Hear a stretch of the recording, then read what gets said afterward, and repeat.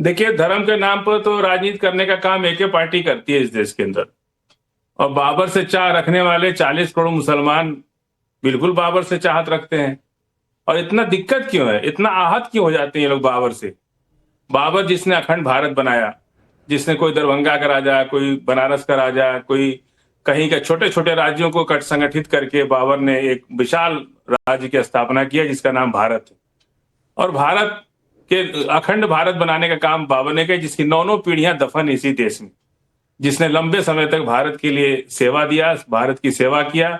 आज उसको इतना ही लोग इतना अपमान करते हैं। और बाबर से जब बाबर था तब कोई नफरत नहीं थी। अकबर को इन लोगों ने आलो उपनिषद लिख कर अकबर को महिमा मंडित कर दिया और कहा कि अकबर जो है भगवान का पुत्र है, हमें उसकी पूजा करनी चाहिए। उसी का तो दादा था बाबर। जब मुगलों से काम था तो मुगलों की चरण वंदना करते थे। जब अंग्रेज आए देश में तो अंग्रेजों की चरण वंदना करने लगे। फिर कांग्रेस की सरकार आई तो कांग्रेस की चरण वंदना करने लगे। अब बीजेपी की सरकार है तो बीजेपी की चरण वंदना कर रहे। इस तरह से देश चलेगा नहीं। मस्जिद बन रही है, कोई दिक्कत है? चाहे नाम बाबर हो, चाहे कोई भी नाम हो, उससे क्या मतलब है? मस्जिद बन रही, बनने दीजिए। आप वो अपनी जमीन पे बना रहे, अपने पैसे से बना रहे, मुसलमानों के सहयोग से बना रहे। इसमें इतना दुखी होने की क्या जरूरत है? अनिला सिंह, आप लोग दुखी हैं या योगी आदित्यनाथ जी ने जो कल कहा कि कयामत तक आप इंतजार करते रह जाएंगे और बाबरी मस्जिद इस देश में नहीं बनेगी? अगर किसी में हिम्मत है तो बना के दिखाए। दूसरी तरफ से जवाब आ गया, क़यामत तक कौन रहेगा कौन नहीं रहेगा, ये तो कुछ ज्यादा ही बोलने वाली बात है। फाजिल अहमद, शांत होकर बैठो। कयामत का दिन हमें अच्छी तरीके से पता है, वो आप जैसे मुसलमानों के लिए है जिनको मुंह दिखाना है अपने अल्लाह के सामने। योगी आदित्यनाथ जी ने यही कहा, आपके बाप दादा जो है ना सारे हिंदू थे, तो कयामत का दिन आने वाला नहीं है। इन्होंने बाद में ये भी कहा था, सनातनी हिंदू रहे आपके खानदान वाले।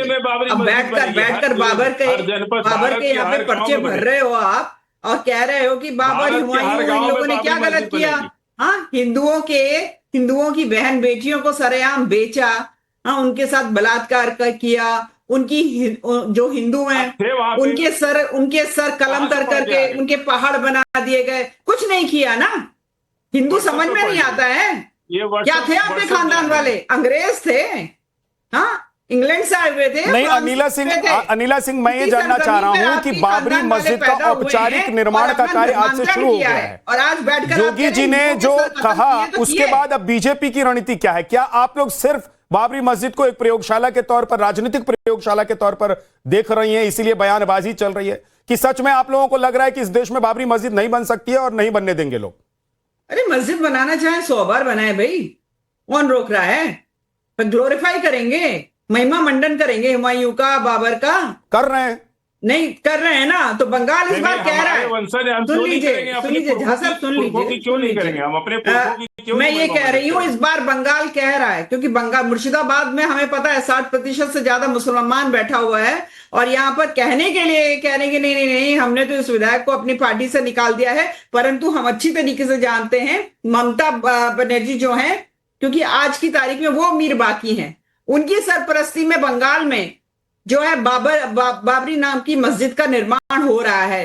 पर बंगाल का हिंदू कह रहा है जो राम को लाए हैं हम उनको लेकर आएंगे, जो बाबरी मस्जिद बनाएंगे हम उनकी कब्र खुदवाएंगे। तो जो इस प्रकार की राजनीति करना चाहते हैं, जो इस प्रकार की सोच रखना चाहते हैं, उनकी सोच को बिल्कुल दफन कर दिया जाएगा। कि भारत के टुकड़े धर्म के आधार पर ही हुए थे, ज्यादा उछलो मत। ये दुर्भाग्य था इस राष्ट्र का कि यहाँ पे कांग्रेस जैसा राजनीतिक दल आ गया सत्ता में और जिसे षड्यंत्र की तरह प्लेसेस ऑफ वर्शिप एक्ट लेकर आ गया। मस्जिद कांग्रेस के जमाने में नहीं बनी है अनिला सिंह जी। ये आज के दौर में, जब केंद्र में आपकी सरकार है और देश के ज्यादातर राज्यों में आपकी सरकार है, तब बाबरी मस्जिद का निर्माण हो रहा है। पश्चिम बंगाल में हो रहा है ना। अभी आने दीजिए भारतीय जनता पार्टी की सरकार, बोल तो दिया बंगाल का हिंदू क्या कह रहा है।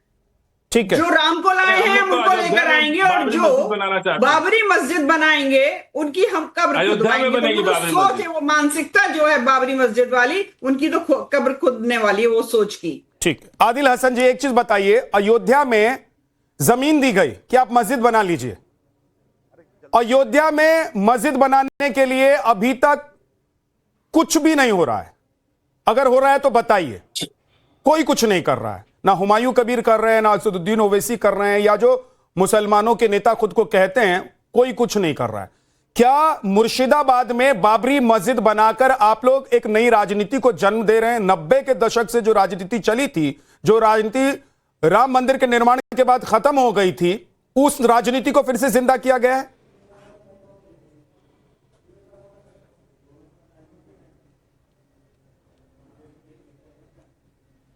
किससे सवाल है? आदिल हसन जी, आपसे ही है। हाँ जी, हाँ हाँ, क्या पूछना बड़े भाई, एक बार बोलिए। मैंने कहा कि अयोध्या में जमीन अलॉट होने के बावजूद, चाहे असदुद्दीन ओवैसी हो, हुमायूं कबीर हो, या ऐसे जितने भी नेता हैं जो दावा कर रहे हैं कि मुसलमानों के नेता हैं, कोई वहां मंदिर के बाद मंदिर बन गया, उसके बावजूद मस्जिद बनाने के लिए कुछ नहीं कर रहा है। क्या मुर्शिदाबाद में जो बाबरी मस्जिद बनाई जा रही है वो सिर्फ एक राजनीतिक प्रयोगशाला के तौर पर बनाई जा रही है? और 90 के दशक से जो एक राजनीति शुरू हुई थी, जो राम मंदिर के निर्माण के साथ कहा जा रहा था कि फुल स्टॉप लग गया, उसको फिर से जिंदा किया गया है?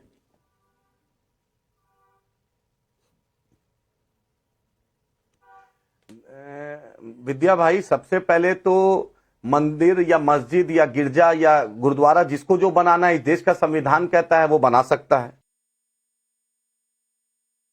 ये कि हम आदम की औलाद है, हव्वा की औलाद है, हम समझे, दुनिया में सबसे पहले आदम और हव्वा आए थे, हम उनकी औलाद है। और बाबरी मस्जिद सिर्फ नाम से नहीं, उस जगह से, वो जो बाबरी मस्जिद से हमारा इमोशनल अटैचमेंट है, और ये हमारा फेथ है कि जब क़यामत के सुबह वो मस्जिद को उठाई जाएगा, और वो मेरा फेथ है।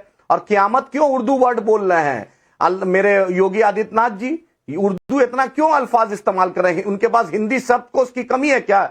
डिक्शनरी भेज दें, आप पूछिए इनसे। और रोमिला जी, इनका जो बोल रहे हैं, मैडम बोल रही है क़यामत के सुबह तक, और क़यामत के सुबह तक क्यों वो बोल रहे हैं, ये उच्चारण क्यों कर रहे हैं? अभी सुन रहे थे बड़ा बड़ा इन्वेस्टमेंट आ रहा है, जैसे गुजरात में इन्वेस्टमेंट आता था, सुनते थे लंबा लंबा इन्वेस्टमेंट, लेकिन फिर मिडिल ईस्ट से जाके इन्वेस्टमेंट कराएं, और जहां मस्जिद बनाना है वो बनाएंगे। और इनसे पूछिए कि दिव्या कुमारी डिप्टी सीएम है, किनके वंशज है, उनको काहे डिप्टी सीएम बताए हैं? और कश्मीर में पुष्पा मित्रा सांगा जो राजा मंदिरों को तोड़ा था, तो उस पर कभी कुछ नहीं बोलते हैं, उस पर तो कोई भाजपा ही नहीं बोल पाता। जवाब दीजिए। और बाबरी मस्जिद को कांग्रेस के वक्त में रात के अंधेरों में चोरी छुपे डीएम नायर के निर्देश से वहां पर मूर्तियां रखी गई। ये तो जजमेंट है, एजी नूरानी साहब के किताब में भी है कि रात के अंधेरों में मूर्तियां रखी गई थी चोरी छुपे।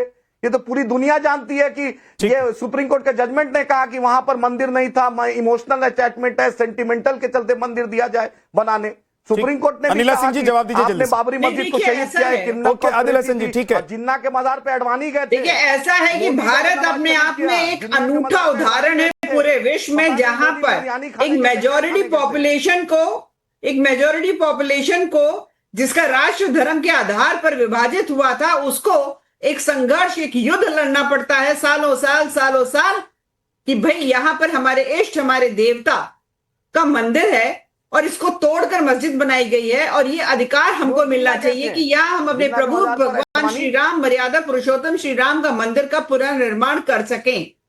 और भगवान श्री राम जो है खुद एज एन आइडेंटिटी कोर्ट में अपना मुकदमा उन्होंने लड़ा। आपको पूरे विश्व में ये कहीं नहीं दिखाई देगा, ठीक है? अभी इन्होंने कहा, अरे योगी आदित्यनाथ जी जो हैं इस प्रकार के शब्दों का, उर्दू शब्दों का प्रयोग क्यों कर रहे हैं? चलो हम अंग्रेजी का कर देते हैं, जजमेंट डे, आपके यहाँ जजमेंट डे बोलते हैं, तो हम जजमेंट डे बोल देते हैं, अंग्रेजी का तो आता है अंग्रेजी। पर साथ में अनिला जी, आप उर्दू भी बोलिए, हिंदी भी बोलिए, ज्ञानवर्धन कर रही हूँ। ये उर्दू भी हिंदुस्तान की पैदाइश है, और हिंदी भी हिंदुस्तान की पैदाइश है, इसलिए उर्दू की आइडेंटिटी पाकिस्तान से नहीं है, कयामत का दिन नहीं आएगा, और किसी इस्लामिक कंट्री से उर्दू की आइडेंटिटी नहीं है, हिंदुस्तान से उर्दू की आइडेंटिटी है। ये इसी देश की भाषा है, इसी देश की उपज है, इसीलिए उर्दू बोलिए, हिंदी बोलिए, और जरूरत पड़ने पर इंग्लिश भी बोलिए। सवाल ये नहीं है कि किस भाषा में और किस अल्फाज के साथ आप किस चीज को कह रहे हैं। जरूरी है कि अगर एक तरफ निर्माण का कार्य आज शुरू हो गया है,